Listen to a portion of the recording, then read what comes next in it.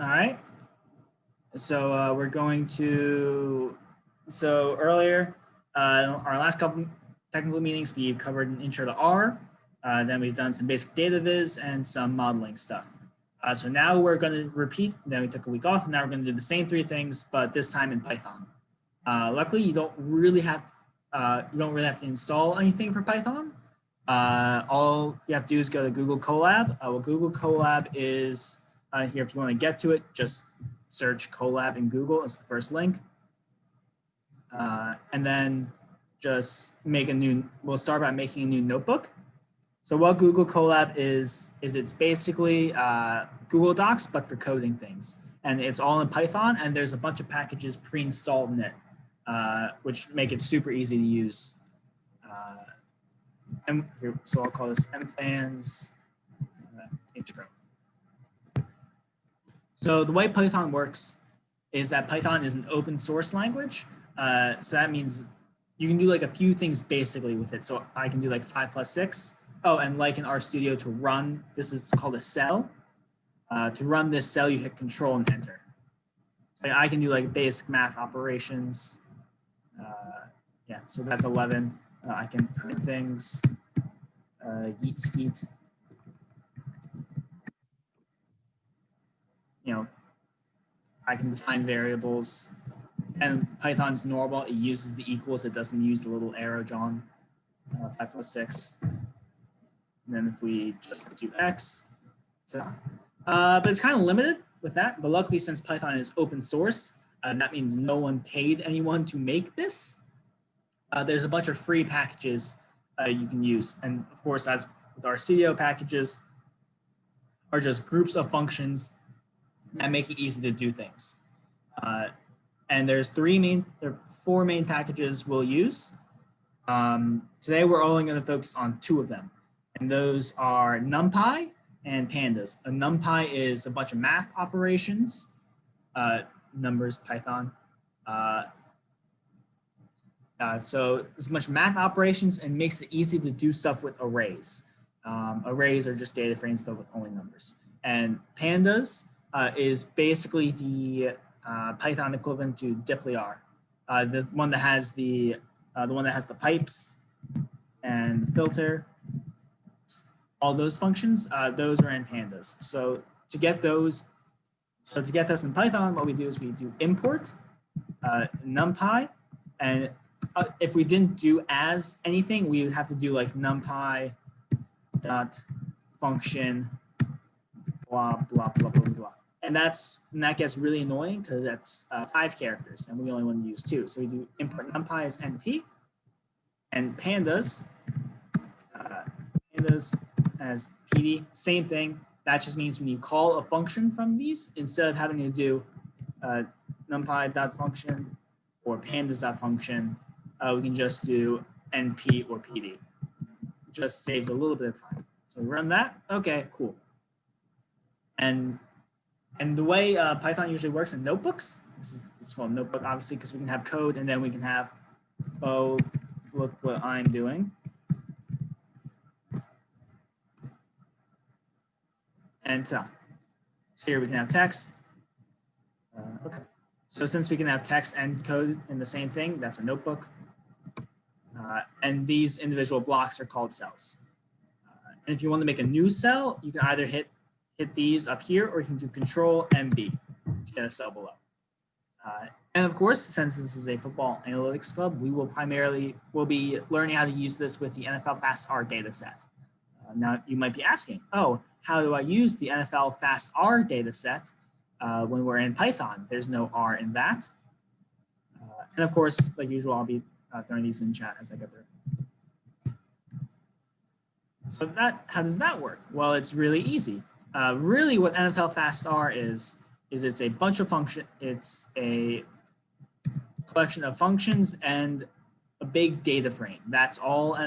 A big data frame of multiple years of plays. That's all nflfastR is. So if there's a way that we can get those data sets into Python, we can mess with them in Python. So how do we do that? Well, that's spoilers. So what we do is Pandas has a function called read CSV, and it does exactly what's on the tin. It reads CSVs. CSVs are Excel spreadsheets, but without all the fancy Excel things. And specifically, there's a gzip compression, which all of the nflfastR data has. So that just makes the files that should be this big through ways I don't understand and don't really have to worry about.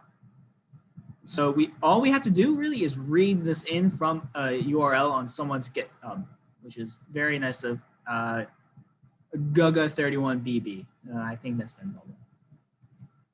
But if you look in here, so we have the first part of the URL, then play-by-play, and then we have to specify the year, and then the other parts of the URL. So what we do is we have to specify the year, and we'll just go with 2020. Okay, we run that.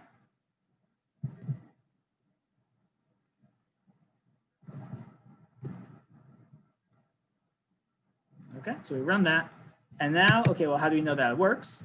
Well, also the big thing with these cells is they run individually. So like I can run this, but then if I write more code like, oh, x equals 5 plus 6 again, if I want to do just that, I have to run this whole thing again.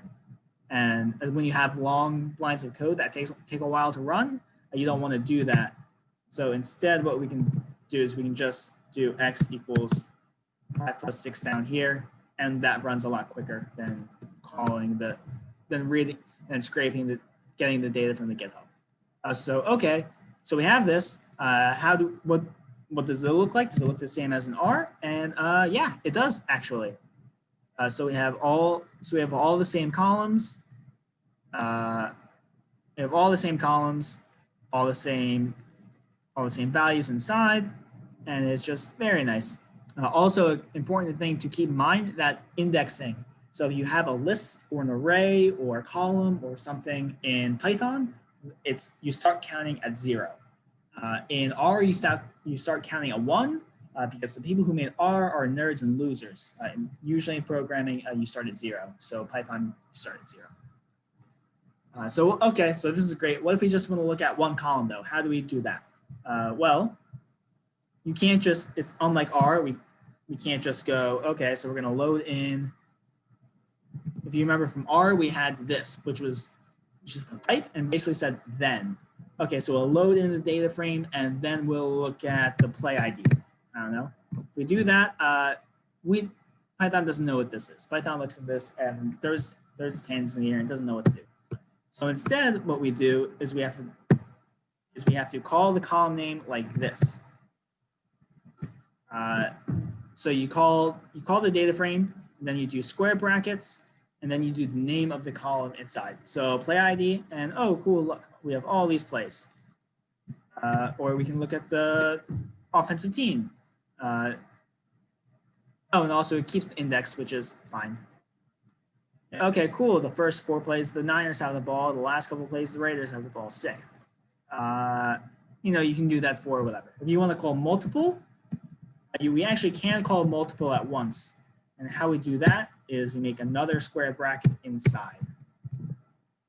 Okay, so what if we want to look at the offensive team and the defensive team and just those columns? Well, ta-da, now we have a little data frame.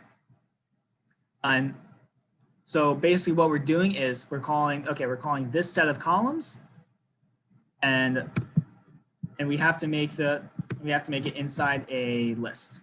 And you make it a list by putting square brackets in it. Obviously, this is a lot harder to read.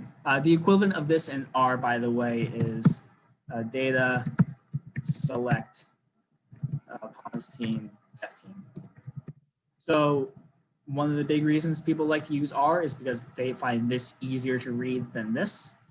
But this is less characters, so screw them. And here, there's just in the chat if you want to mess around with that. Okay. So well, what if we want to know all? Okay, so let's just keep looking at only offensive teams. Okay, so we have that. Okay, so now we just want to look at offensive teams. So we'll get the teams. Okay, well, what if we want to know? What if we're talking to someone who doesn't know what all the team abbreviations are? What if we want to know whatever unique instance is. Well, that's just dot unique. So this is a big convention in how you do things in Python. So we have some object. In this case, we have a list, or yeah, I think this is a list. Oh, so we can check what type of variable it is. I'm pretty sure it's a list. What is it? It's type. Okay, so this is a series. So equivalent of a vector in R. Okay, so a big convention in Python is we have some object and we want to do something to it. And if we want to do something to it, we want to call a function to it. One thing we can do is we can do dot some function. So in this case, we'll do unique. And as the name suggests, we'll get all the unique values in this series and return it as an array. So we have SF, ARI, and so on and so forth. And that's pretty neat. And of course, we can do this for multiple columns as we did before. So we want to get the unique combinations of offense and defense. Actually, that doesn't work. Oh, because this is a data. Yeah. Yeah, that wouldn't work. So ignore that. Okay, sick. Now, if we remember earlier, okay, cool. So now we can get the unique values, and it's not just unique. We can also get the, if we take something that has a number, we can get the mode, who's run the most plays. The Bengals have run the most plays. Or if we have some numerical value, let's say we have EPA. What is the mean EPA of any play in the NFL? 0.03. And what if we want the median? 0, and we want the standard deviation. So just a bunch of functions like that. That's really the basic method by which you call functions. And I don't know, we'll just to save that, we'll call it ST. Okay, so that's super cool and all, but what if we want to actually like look at groupings? If you remember what we did with R, one of the big things we did is we took data sets and we want to look at it at certain levels. So if we want to look at the team level, at the quarterback level, we have to group the data. I'm just gonna put that in chat. So how do we do that in R? So in R, what we do is we do data. So we load the data, then we group it by some variables, and then we did something else. That of course is not how Python works. So what we do is we get our data frame, and as we said earlier, the convention is we do dot, do a function, and we do the group by function. And a nice thing about Google Colab is we'll tell you all the things about the function up here. Okay, so we want to group it by, I don't know, let's just for now group it by offensive team. Okay, and then if we want to look at the, okay, so, but keep in mind when you're doing these, is now this, so individually, so we have our object, data frame, and we're calling a function onto that object. Okay, so we're calling the group by function onto this object, and we're grouping it by a specific column in this data frame. But now recognize that this actually altogether is its own object. So we can do things to this. So we can look at individual, okay, let's say we want to look at the EPA per play of every offense. So what we can do is, okay, so we have our object, we have this object, and now we want to look at a specific column of that object, which is the EPA column, okay? But right now this is going to give us, actually it's not anything because we're grouping it, and then we have the columns of each. It's just kind of floating around in memory right now, not really helpful. Now, okay, when we look at the EPA per play, we want to look at the mean. So this is a big thing in Python that a lot of people complain about. It's really hard to read because in R, how would we do this? We would do our data frame, then we would group it by the offensive team, and then we would summarize, right? And we get EPA per play equals mean EPA, and remove the NA values. Right, this is how we would do it in R. And of course, like this is somewhat easier to read. So we have the data frame, then we group it, and then we summarize it. Really, Python is more or less the exact same way. So we have our data, then we group it, then we pick the column we want to do stuff to, and then we take the average. So what does this end up looking like? Well, ta-da. So we have the Cardinals have 0.09 EPA per play. The Washington football team is really bad with 0.07. The Chiefs are good. They have 0.16. Packers also have 0.16. So, okay, great, cool, awesome. If we group by multiple things, can we group by multiple things? Why, yes, we can. Remember what we did earlier with the square brackets and putting another column in? We do the exact same thing. So this time we'll group by offensive and defensive. So this should get us the EPA per play of every team and every team offensively in every game. And there we go. Okay, so here we have the Cardinals against the Panthers, Cowboys, Lions, Jets, Seahawks. And we have their EPA per play of every game. Surprisingly, they are the worst against the Lions. And of course, we have the same for the football team, and they were only good against the Cowboys. Okay, so this is great, but if you've noticed, we only get one variable from this. And most of the time, we don't want to look at just one. So, because if you remember in R, what we could do is we could, using the same group by select. Here, actually, I'm going to comment this so I can just mess with them there. So in R, we can group by the offensive team and defensive team, and then summarize it. And we could define multiple variables. EPA per play equals mean EPA.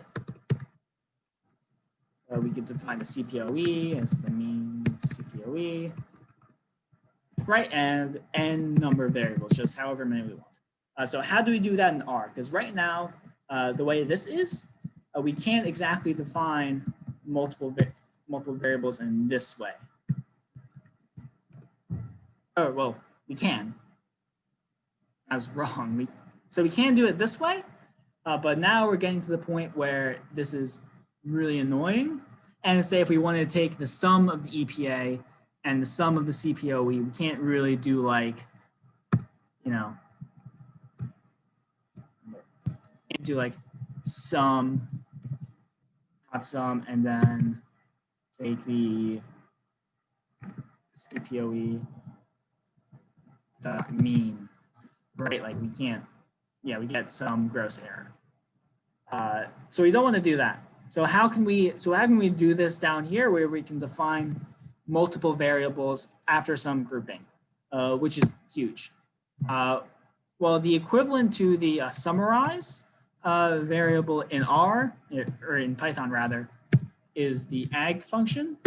I think what this stands for is aggregate. And now, so we put the parentheses, and if we just want to define one, we can do EPA. So the convention for this is we pick the column we want, and then we do colon, and then we say what we want to do to that column. So we want to take the mean of the EPA per play. Oh wait, I actually do need to do the, so you need to put curly brackets around this. And ta-da. So now we have exactly what we had before. And it returns a data frame, so we can merge it onto things. And it's just generally nicer to work with. And with this aggregate argument, we can actually define the multiple things. So then we can look at this. So we will look at the. So we look at the total EPA and the mean CPOE. Okay, so the Cardinals had 4.5 EPA, which isn't great, but we're incredibly accurate. The football team is generally all over the place. So that's nifty. We can do a lot with that. What else do I want to cover? Okay, but what if we want to, but another big thing we had in R is we could also do a mutate. So we could just grab, okay, so we'll make a new kernel for this. Okay, so that's how you group. So that's how you group things. And that's how you make summaries of those groupings just for fun. It's like, okay, well, what if we want to just add a new column? Okay, so let's say we have the, okay, so let's say, so we want to just add a new column.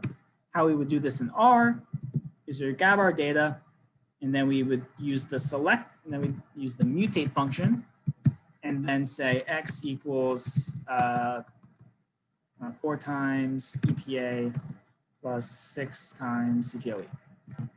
Right, and then we would do that, and then we have a new column x.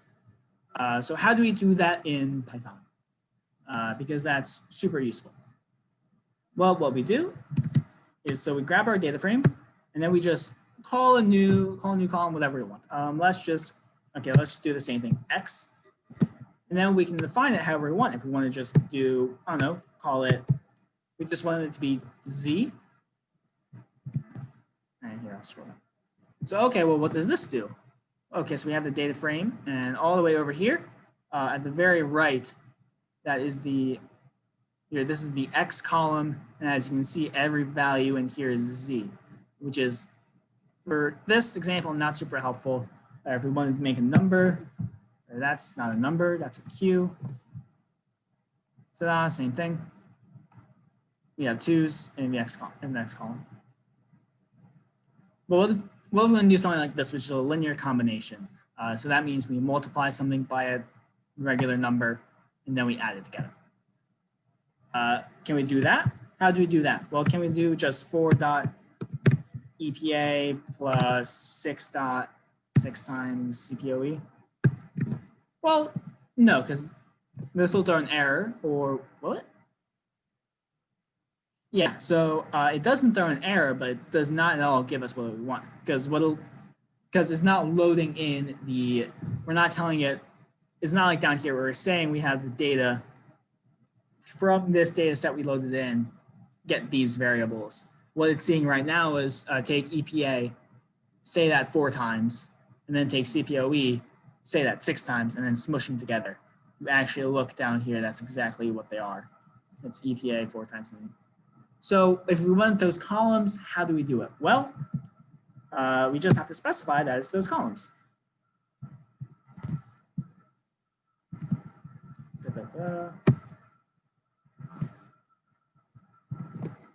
And now we can see, now that's, does that give us NANs? Yeah, yeah, I mean, so to do this, we'd have to clean the data set a little bit first, but here. Okay, so we can do that on some arbitrary data set. So can we do it with like this thing we had up here? Let's call this grouped, right? Okay, so that is now grouped. Okay, so now let's say we want to do group x equals 4 times grouped EPA plus 6 times grouped CPOE. And now if we take a look at grouped, which is a very funny word to say after a while, ta-da. So EPA times 4, that's 16. 11 times 6 is, that's about, that's 66. So then 16 plus 66 is apparently 84. Oh, because we have the decimals. So yeah, that works. Okay, great. So what if we want to drop data? What if we have some column that and we don't want it anymore? What if we have X here and we don't want X anymore? How do we get rid of it? Well, there's a function for that. It's just group.drop. And then we just pick which one we're going to drop. So we'll drop X. And this actually throws an error for us if we just try it like this. So another thing to keep in mind with Python is called axes. So default, the axis is set to 0. And axis means 0, means it looks at each row. So if we just tell tell it to drop the X row, there is no row X, so it's just not going to do that. So we have to specify when to drop it by the column. To do that, we have to say that axis equals 1. So X row axis equals 1. So now we have the same thing up here. So we got the data we wanted, and then we did a function on it. Then we defined another column, and then we dropped that column. And if you want to drop multiple columns, how do you do that? Well, same things earlier. Just define them all in a list. Now we just have the CPOE. So yeah, so that's the bare bones basic. Here, I'll throw these in chat.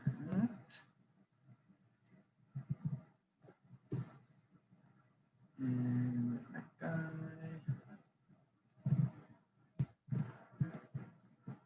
Okay, and okay, so this is great, but what if we don't want to just group the data? What if we want to filter it? How do we do that? And I don't know, we'll just call this alt.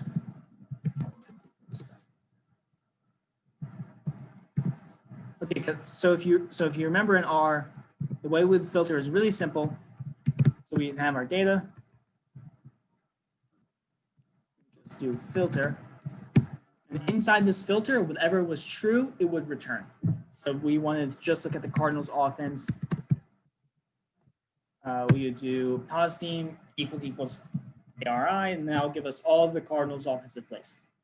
So how do we do this in Python? So it's a little clunkier, as there's a lot of just data wrangling things in Python.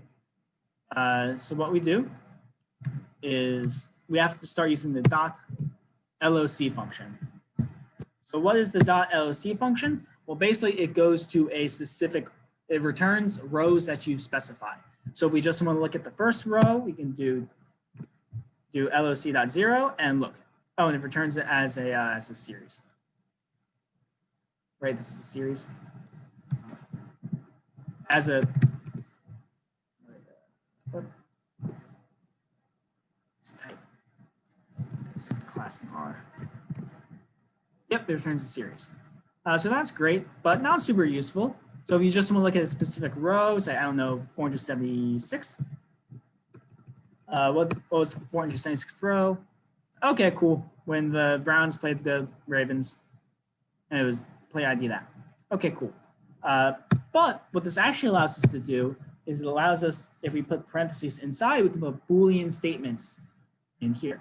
And with those Boolean statements, we can actually filter it based off that. So if we just want to look at plays where the Cardinals are where the Cardinals have the ball, do pause team equals ARI. We can do it like that. That will only give us the Cardinals plays. It's a lot shorter, 615 rows versus the about 1900 rows that we have in the whole data frame. So the Cardinals have run about 600 plays this year. And if you don't like, and if this notation you think is super gross, we can do pause team instead. They're equivalent. It's just personal preference, really, just to prove it. So, okay, well, what if we want to filter on multiple things? Can we string it together like we did with R? Can we do data.rush equals 1? Well, yeah, we can. They've ran the ball about 200 times. Cool. But this, of course, you can imagine that if we're doing a lot of these, it gets gross pretty quickly. The way I prefer to do it is just to throw a little and or. We won't cover the logic stuff. So if we just want to look at, say we want to look at Cardinals early down rushes. Okay, so we do so early down being first and second down. Okay, so we want to look at first and second down, so we can specify down equals 1 and down equals 2. That gets kind of gross, so just do down is less than 3. And then we'll also look at their running. So data.rush equals 1. So now we have all the early down runs, which is about 173. So most of the time they run on early downs, which is super cool.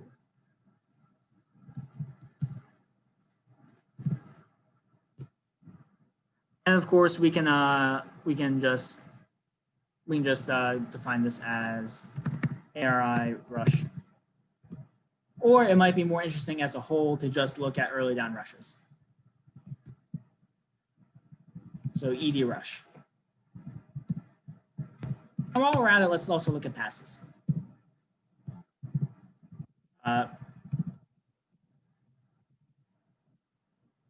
As you can see, this is purple. Pass is actually a special thing in Python. So if you have like a loop that you're doing in, so if you have a loop in Python, which you do a lot, if you just want to skip over something, you can pass them on the arguments you can do. So since there is a pass column in the nflfastR data set, that can get really annoying. And if you don't want to just rename all the columns passes, which I have done in the past, what you can do is you can instead do the column notation like we said earlier. And that'll get you the exact same thing without having to rename the columns. And just to prove it to you. Ta-da! Yeah, so we have, these are all passes. So now we have early down rushes and early down passes. Okay, cool, sick, sweet. Okay, so we have about a little over 20 minutes left. So, okay, cool. So we have these data sets. And what if we want to, I don't know, just look at the EPA per play of these. Because we know a lot of teams like to run the ball on early downs, just to establish the run, and get a drive going. I don't know, pick any reason you find varying levels of valid. So we just look at the EPA per play of each. We can just do what we did earlier. We can look at the data set, load the data frame, look at the column, and then take the mean. For early down rushes, that's an EPA per play of about minus 0.8.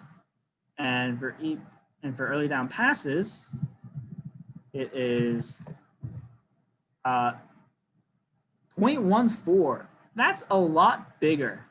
So what if we want to know how much bigger? Oh, well, we can do a percent for that.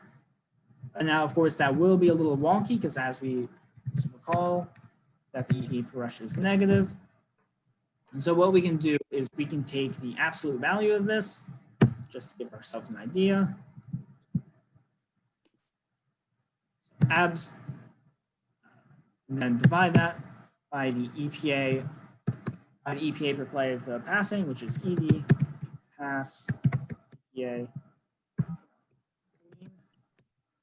So on, Connor, what's up? how come it doesn't give a problem when we do like the pass part in ED underscore pass? What do you mean? Oh, we're with like this thing? Yeah. Like, shouldn't it, or like, is it because does like the dot pass and underscore pass, is that like different? Like, oh, yeah. Yeah, well, this is just defining a variable name. So like if we try to name, yeah, yeah. Oh, okay. Okay, I see. It's very annoying and I hate it a lot. Mm-hmm. So this means that, okay, and so yeah, going back to this. So this means that early down rushes are about 0.56 times as effective, or if that doesn't make much sense to you, we can just flip this, take the reciprocal. So basically, early down passes are about 1.76 times as effective, but also keep in mind that that early down rushes actually have a negative EPA per play. So it's a lot more than that. So it's nearly twice as effective to pass on early downs. The conclusion of this is trivial and left to the reader. Okay, but again, this is kind of, but of course you can still throw interceptions and have incompletion, so it's not, so you might be able to see like, okay, well maybe it's not always better. This is the case where a graph will come in handy. And I will have to now, unfortunately, show you my least favorite part of Python, and that is Matplotlib. Matplotlib, NumPy, and then we'll also import Seaborn.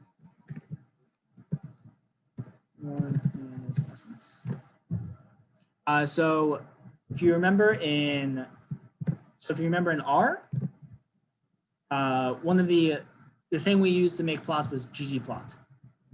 And it was just really easy. We do ggplot, and then we have our data. And then we would say make histogram, make some geom shenanigans, and then go from there. And it was super easy and nice. If only, this is my least favorite part of Python. So, okay, so what if we just want to make a histogram of EPA per play, a histogram of early down rushes and early down passes EPA. So this will show us the distribution of each. So how do we do that? Well, what we have to do is, so we have to call the object because we're doing a function on it. Then we would do dot SNS or dot plot histogram. Pretty sure this is how it is. EPA. There's no, wait, give me a half second.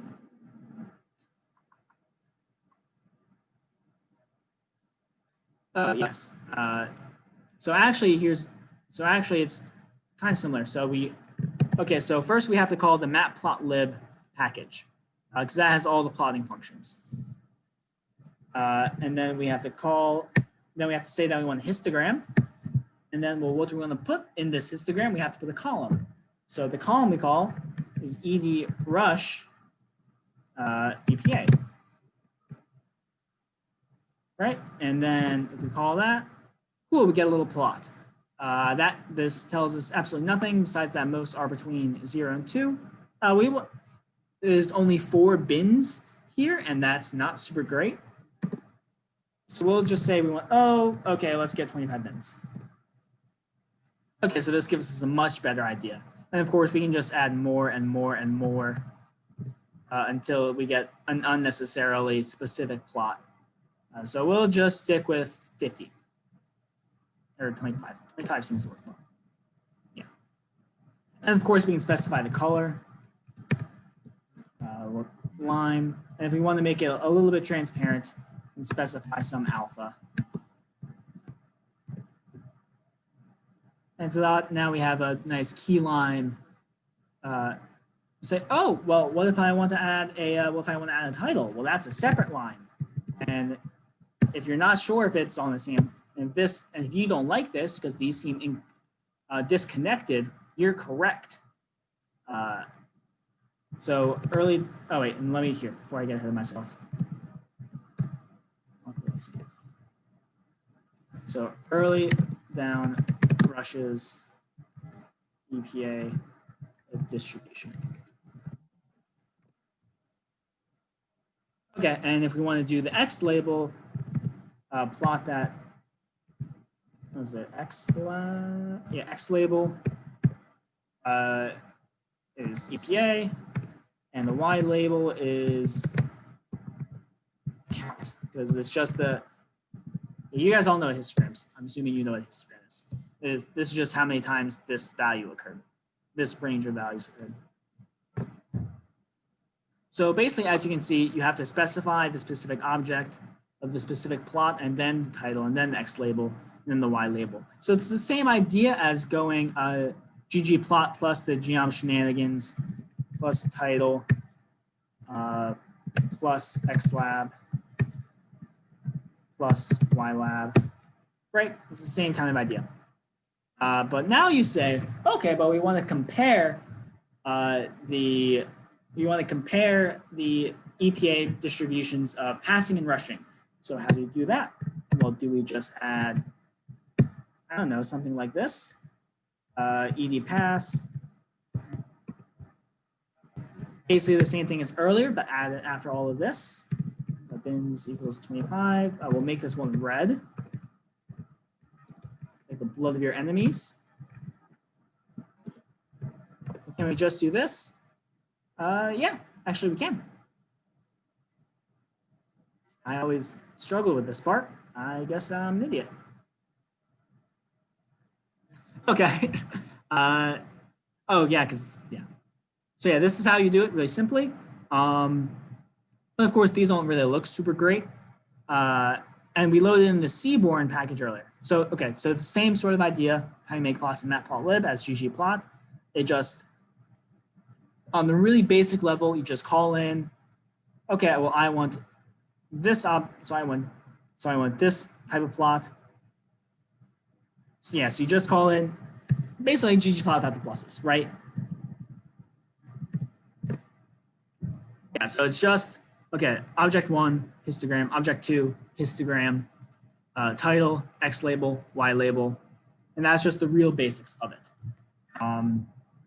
When you get to more complicated stuff, that's where it starts to get really annoying. You have to use for loops. Don't like using for loops in my plots. Terrible. And of course, early down, what if we want to add a legend? Well, we just do plot.legend. And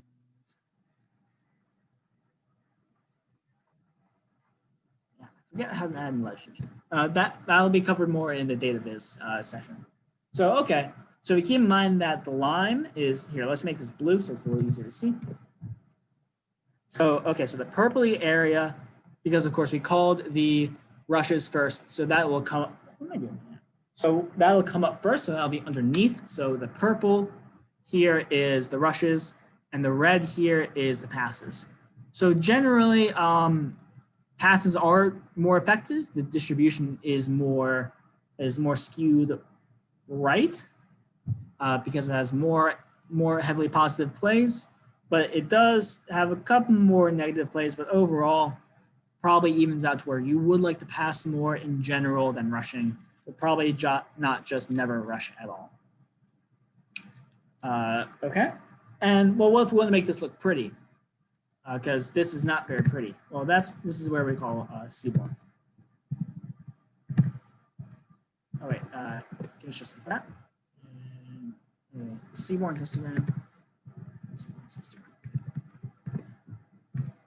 I did not prep enough because I'm a big dum-dum.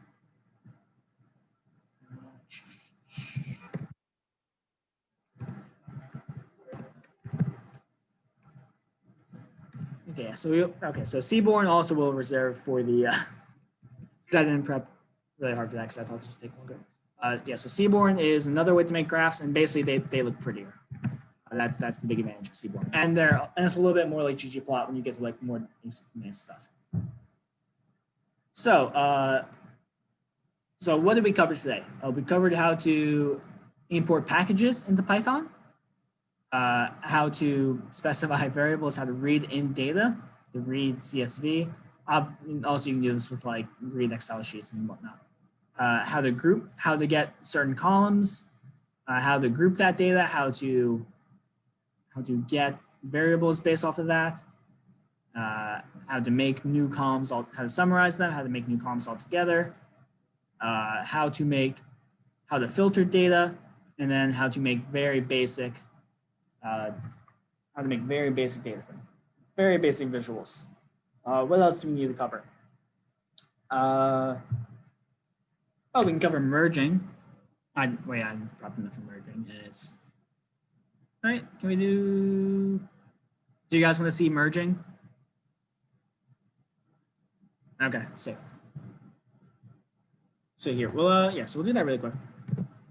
Oh, also a fun thing about notebooks is it shows you how many times you've ran kernels overall. So you've ran things 77 times. So when something isn't working, like it is right now, you can just get more and more demoralized as you realize you've ran this 100 times. And that's really the most fun. So how do we merge data frames? Well, of course, like earlier, we need a key to merge them on. So to do that, let's just specify some more. Okay, so we'll group by so we'll make two data frames grouped by the same thing, and then we'll smush them together. So let's do offensive and defensive EPA per play for every team. So we'll do offensive EPA per play, which will be our data frame. We're going to group it by offensive team. pause team, and then we're going to get the we want a data frame so we can merge these. Because you can merge series, so you can merge individual columns, but it gets really gross and annoying, so I don't recommend it. So we're going to use the .ag arg function so that we can easily merge things. So on EPA, and we'll take the mean of that, and then we'll do the same thing for, oh, and did I throw in, oh, and here, yes, here's the whole plot, by the way. Yeah, so now it's basically the same thing for the defensive data frame, just as the pause team, it's def team, and we'll call it D_EPA. And just the prove view. Okay, so there's every team. And that's our offensive EPA. Most of them are positive, except the Jets, who are, wow, that's really bad. That's really, really bad. And here's the defensive. Okay, so now, of course, we want to merge these. So that's another Pandas function. Merge. Okay, so we'll EPA, offensive EPA, defensive EPA. And as you can see here, there's a bunch of different arguments that has. We can specify left, right, whatnot. If we just run it as is, what does it give us? A blank frame, because of how we grouped it here, the column that we want to merge on, offensive, off team, and def team actually they're not the same column, so we can't merge on it. So we either have, and we can't just do a by argument, or can we? I'm a little rusty with my Python, in case you can't tell. Yeah, so we can't do it unless we do that. Yeah. Yeah, so we can't do it like that. So we have to rename. Columns really quickly. So can we do column name?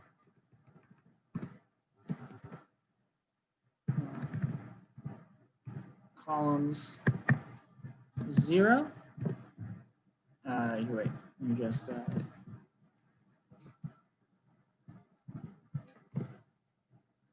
Right. Okay, so that is. Oh, we need to rename the. Oh yeah, I forgot about this. You have to. It's on the index. Okay, so if we make this a data frame, is that okay? Oh, it is a data frame. Again, okay, so what's column 1? No.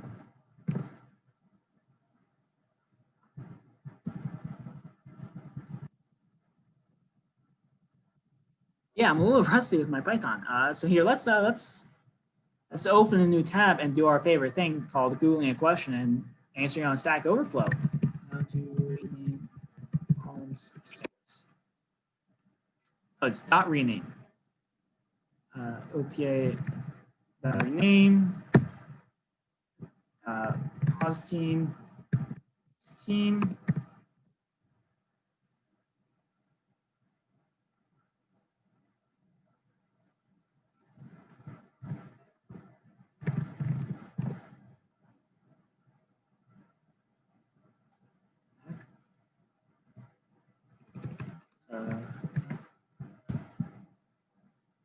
Mapper index. Oh.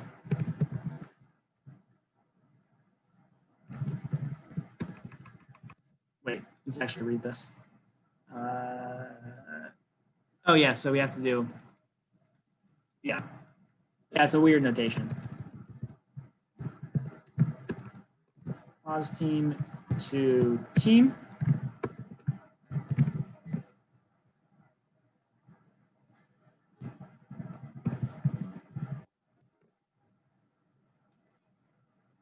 What am I doing wrong? Oh, columns.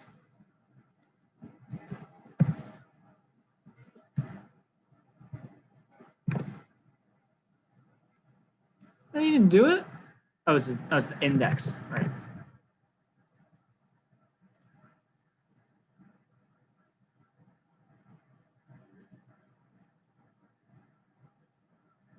What?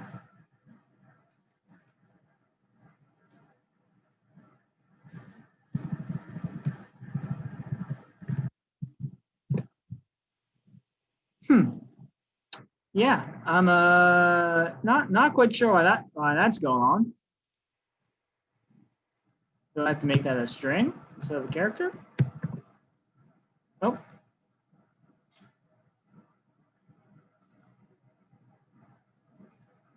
Evan, am I doing something terribly wrong like an idiot since you have some Python experience? Not that I can tell. I'm trying to figure out. Yeah. So that's why I use R primarily. Okay, so next meeting. This is obviously a very important skill you need to have. You need to be able to merge data frames. I've done this before. I just haven't done it in a while because R is a lot more convenient for a lot of things. So generally, why Python? Sometimes personal preference, and some like math functions are easier to do, and sometimes adding new commas is. And if you want to do like more advanced machine learning things, or just some modeling is more easy to do on Python. So I'll put the merging on hiatus for next time. I'll stop being an idiot if possible. So yeah, any questions?